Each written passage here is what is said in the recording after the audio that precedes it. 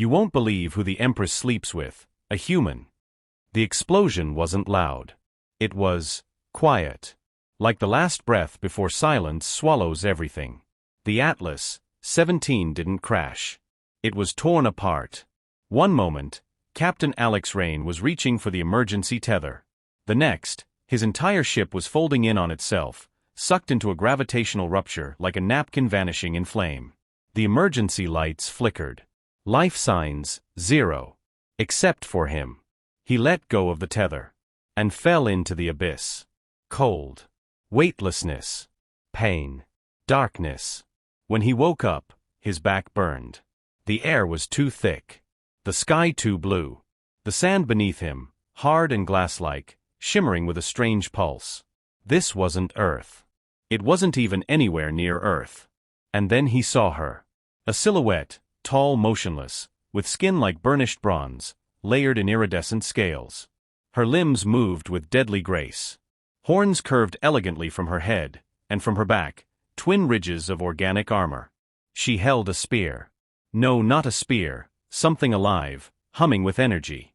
Her eyes, slitted pupils, dark blue, glowing. Watching him. She spoke. You are human. Her voice was deep, almost vibrating through his bones. Alex blinked. And you're local? No response. Just a faint growl. Not angry. Just disgusted. I'm Alex, he said, slowly raising his hands. Engineer. Scout. Not military. Not a threat. You are human, she repeated. Your kind poisoned the infant zones of UR-10. You named us monsters. He swallowed. That wasn't me. I came here to make contact. To listen. She stepped forward. Close enough that he could smell her. Metal. Spice. Something sharp and cold. She leaned in. Then why do you smell like fear? Because I'm alive, he said. And the living are afraid. She paused. Then wordlessly, she handed him a band, dark alloy, embedded with a glowing shard. Put this on. It may purge the radiation. Or it may kill you. That is for the council to decide. Well, he muttered, slipping it over his wrist, you folks really know how to roll out the red carpet. A flicker barely, at the edge of her mouth. Almost a smile.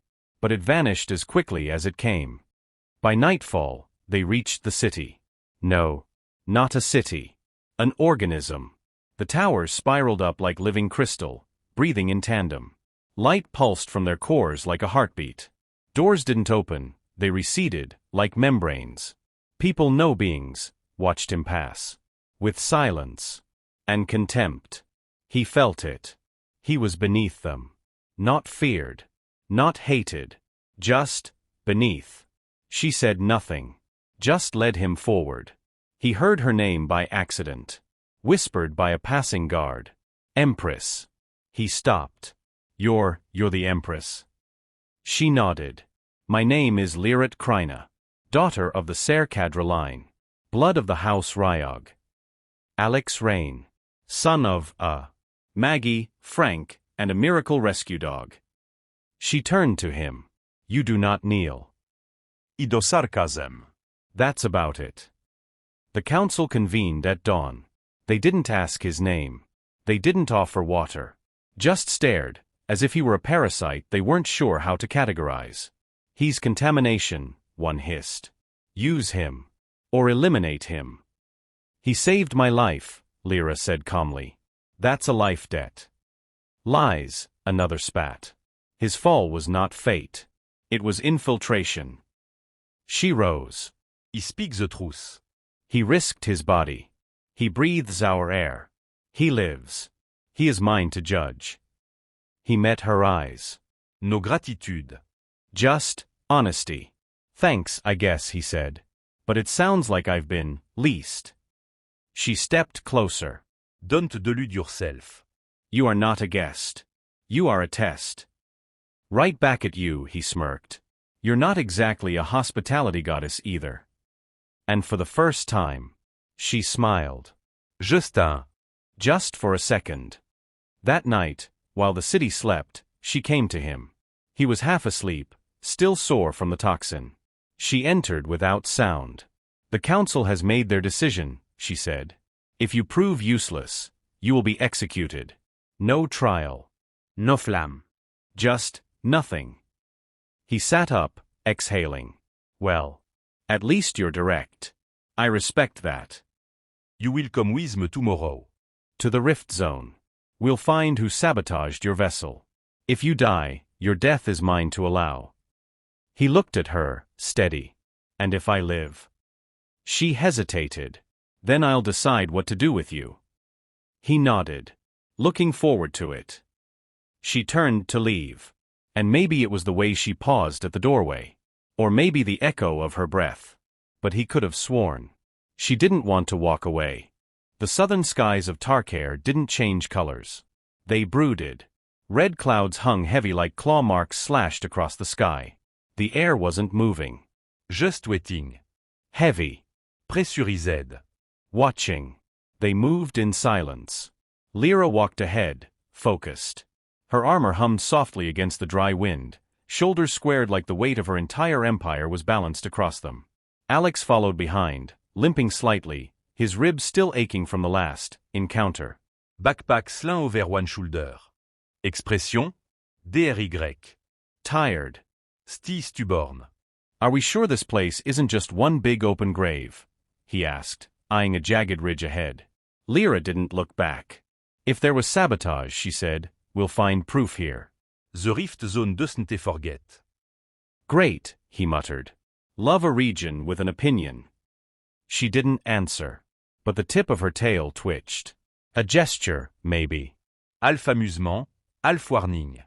He couldn't tell, but it was the closest thing to a smirk she'd shown in hours. They reached the edge of the ravine, and what Alex saw made the breath catch in his throat. A crater, still pulsing, like a wound that refused to heal. And in its center, debris. Not from the Atlas. From another ship. One he recognized. That's not mine, he said. I know, she replied. But it's from your people. She crouched down, brushing her claws across the hull plating. This wasn't destroyed by impact. It exploded from inside. Alex knelt besider. Someone staged this. They wanted to make it look like humans attacked first. They wanted your mission to fail, she said, standing slowly. End me with it. Their eyes met. For the first time, they stood on the same side of the same betrayal. Then the earth moved. It was subtle. A vibration under their boots. Then, cracks. Lines splintering across the stone like spiderwebs. Lyra turned, instincts sharp. Too late. Something leapt from the ground. A blur. A shriek. A spike of chitin and hunger. Lyra! He shouted, shoving her aside. And then, pain. White-hot, slicing through his ribs. The sting of venom. The numbness that followed. He fell hard. Couldn't breathe. He saw Lyra scream. Not royal. Not calculated. Raw.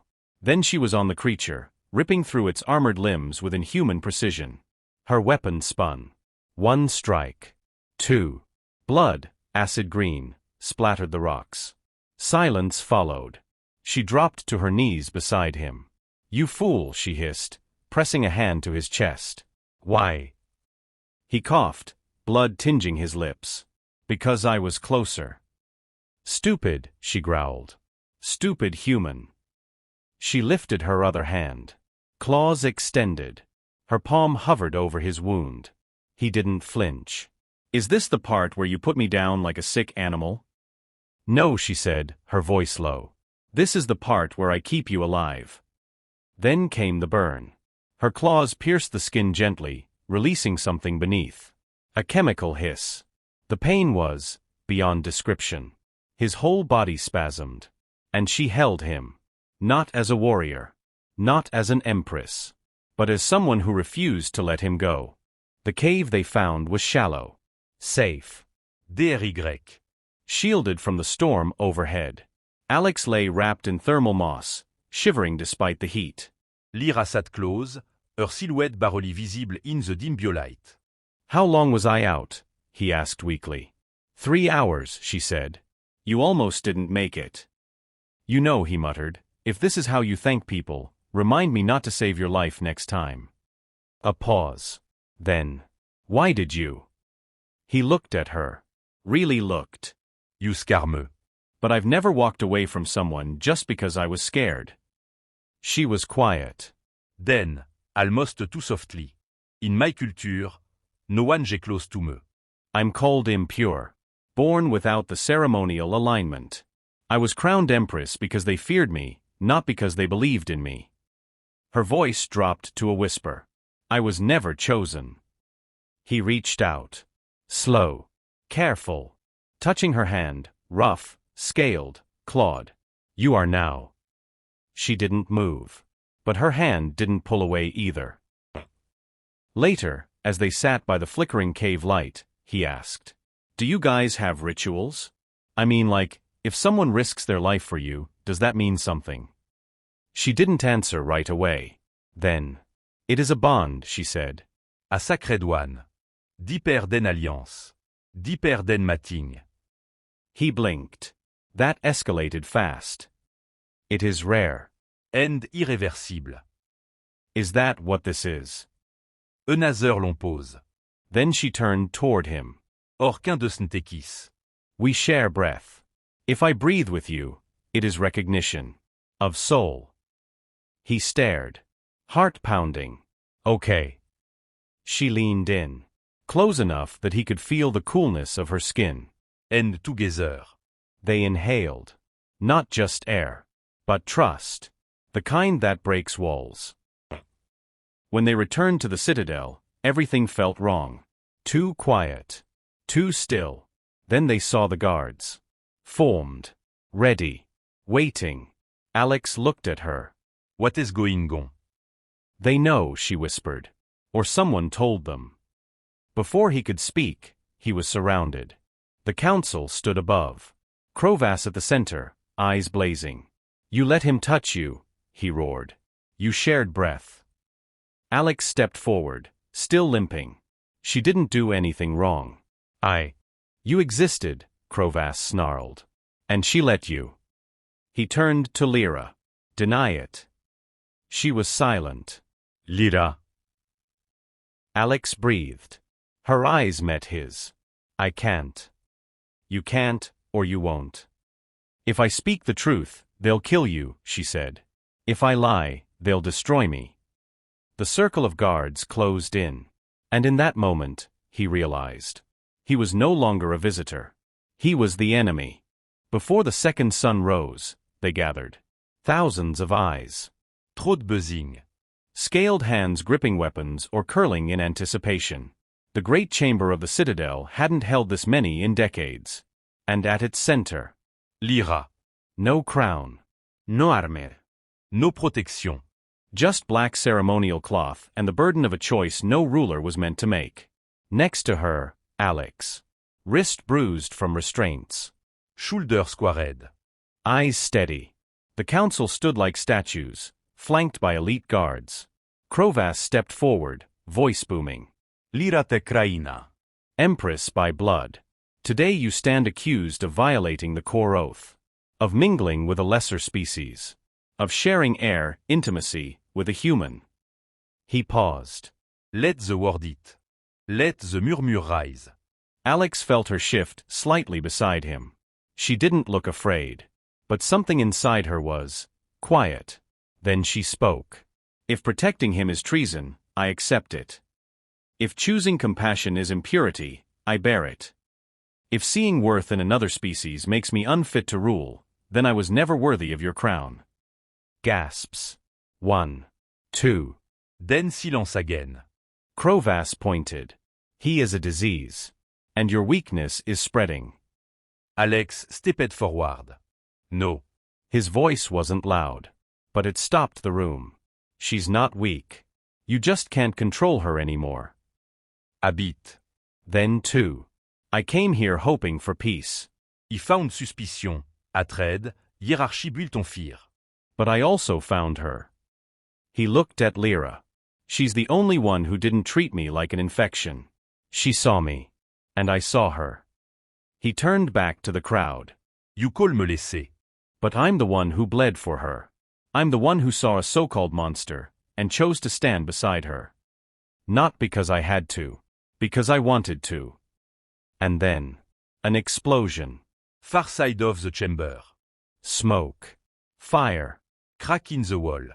A group burst in, armor marked with Lyra's crest, but redesigned. Silver overlays. Moderne. Defiant. At the front, Lieutenant Hazkir, the youngest officer in her ranks. The one Chion saved from execution. He raised his voice. For the Empress. For choice. For the new blood. Panic. Guards clashing. Weapons raised. Krovas drew his blade. No more word. He lunged toward Alex. But Lyra was faster. She moved like a shadow snapping into motion, barehanded, no armor, intercepting Krovas mid-strike. She held nothing. Except fire in her eyes. You want tradition, she growled. Then honor it. She reached into her cloak. Pulled out a blade, small, ceremonial, made for a single act. She cut her palm. Blood dripped, purple and dot. Then she turned to Alex. And offered her hand. A silence fell so heavy it hurt. If I give you my blood, she said, voice breaking, we become unbreakable. My people will never accept it. You may never go home. But this is the truth I choose. He stepped forward. Took her hand. Sliced his own. Pressed their palms together. Human red. Alien violet. Mixed. The chamber glowed. Old crystals embedded in the ceiling, symbols of the gods, lit up for the first time in generations. The bonding was accepted. By the old code. By the planet. By something bigger than law. Krovas stepped back, trembling. This cannot be. It is, Lyra said. And it's done. Later, after the fires died down. After the old council was stripped of power. After the citadel reopened under a new code. They stood on the balcony. He wore light armor now, adapted for Tarkair's heir. She, her full regalia, redesigned. Not for fear. But for truth. You know, Alex said, leaning on the railing, they're gonna have a field day with this back home. I've seen the broadcasts, Lyra replied dryly. First headline, you won't believe who the Empress sleeps with, a human. He grinned. Oh good. Second headline, and he's kinda funny too. She tilted her head, curious. That part was debated. They both laughed. A little softer than before. A little freer. He turned serious. You sure about all this? She looked out over the new banners rising across the sky. I have never been more certain of anything in my life. Then. She leaned in. Forehead to forehead. Brise to brise. I share my air with you. Not as ruler. Not a warrior. But as myself. He whispered back. Same. And in that moment, the galaxy shifted. Not loudly. Not with war. But with a decision. To choose connection over fear. To choose love, between worlds no one believed could ever meet. And that choice started with them.